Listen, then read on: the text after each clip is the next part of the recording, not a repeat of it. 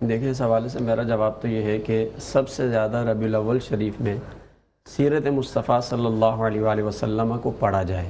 کیونکہ دیکھیں محبت کامل تب ہوتی ہے کہ جب آپ جن سے محبت کرتے ہیں ان کے بارے میں جانتے ہوں، آپ کو پتہ ہو کہ ان کا اٹھنا بیٹھنا کیسا ہے، ان کا لوگوں سے ملنا کیسا تھا، وہ کیا فرماتے تھے، کیا ان کے اعمال تھے، کس چیز کی تعلیم دیتے تھے، اخلاق کیسے تھے۔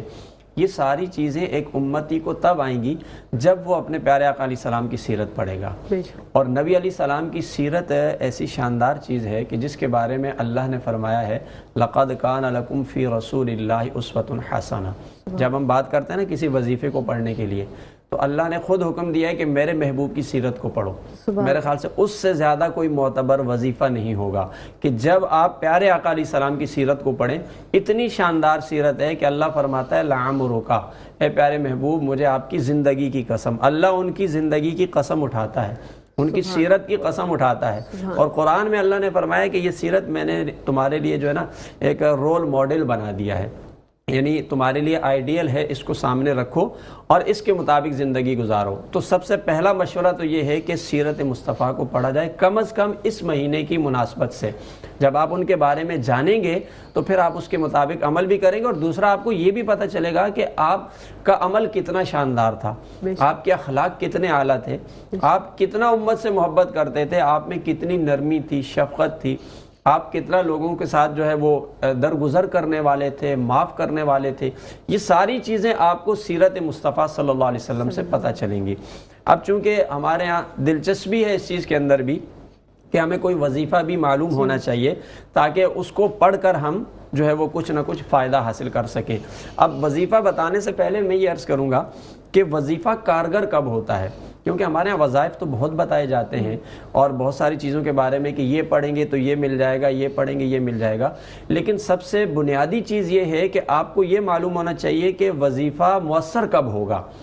اس کی تاثیر آپ کو کب ملے گی، اس کا فائدہ کب ملے گا۔ کیونکہ وظائف سے تو کتابیں بھی بھری ہوئی ہیں، لائبریریاں بھری ہوئی ہیں، جگہ جگہ سب کچھ موجود ہے، لیکن پڑھنے کے بعد اس کی تاثیر نظر نہیں آتی۔ اس حوالے سے ایک حدیث پاک سے رہنمائی کر دیتا ہوں۔ نبی علیہ السلام فرماتے ہیں ایک شخص یہ کلمات پڑھتا ہے سبحان اللہ والحمد للہ اللہ اکبر، اور یہ عظیم تر کلمات ہیں اللہ کی شان میں۔ اب فرشتہ ان کلمات کو لے کر اللہ کی بارگاہ میں جاتا ہے، تو فرمایا ہے کہ اگر وہ پڑھنے والا شخص ایسا ہے کہ جس کا عمل صالح ہے، وہ نیک شخص ہے، اچھے عمل کرنے والا،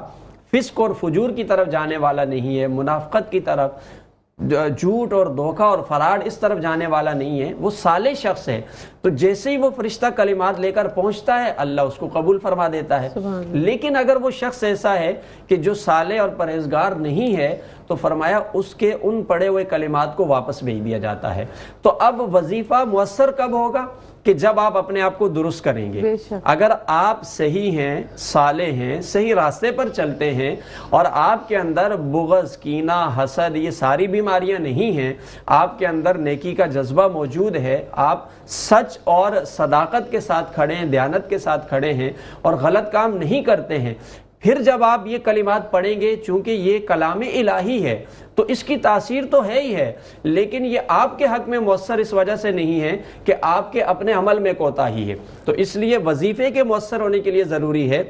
کہ آپ اپنے آپ کو صالح اور پرہیزگار بنائیں، اچھا انسان بنائیں۔ اب جب آپ پڑھیں گے نا تو پھر اس کی آپ تاثیر دیکھیں گے۔ اب ربیع الاول میں سب سے زیادہ کون سا وظیفہ پڑھا جائے؟ دیکھیں ویسے تو وظائف بہت سارے ہیں،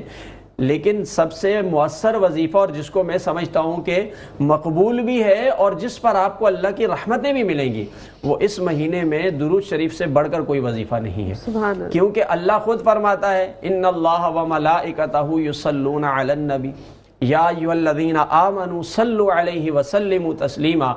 ایک تو اللہ خود فرماتا ہے کہ یہ کام کرو، دوسرا یہ کہ اس کے پڑھنے سے جتنا فائدہ آپ کو ملتا ہے شاید ہی کوئی وظیفہ ہو کہ جس کے اوپر آپ کو فائدہ ملتا ہو، کیونکہ ایک بار درود شریف پڑھ لینے سے اللہ تعالیٰ 10 مرتبہ رحمت نازل فرماتا ہے، اللہ تعالیٰ اس پر 10 نیکیاں عطا فرماتا ہے، اللہ تعالیٰ 10 گناہوں کو معاف فرماتا ہے، اور یہ نبی علیہ السلام کی قربت کا سب سے بہترین ذریعہ ہے۔ ہم نے جتنے بھی صالحین کی سیرت کو پڑھا، اولیاء کاملین کی سیرت کو پڑھا، تو سب سے مؤثر وظیفہ جو ان کی زندگی میں پایا کہ کیا سب سے زیادہ پڑھا کرتے تھے، وہ سب سے زیادہ درود پاک پڑھا کرتے تھے۔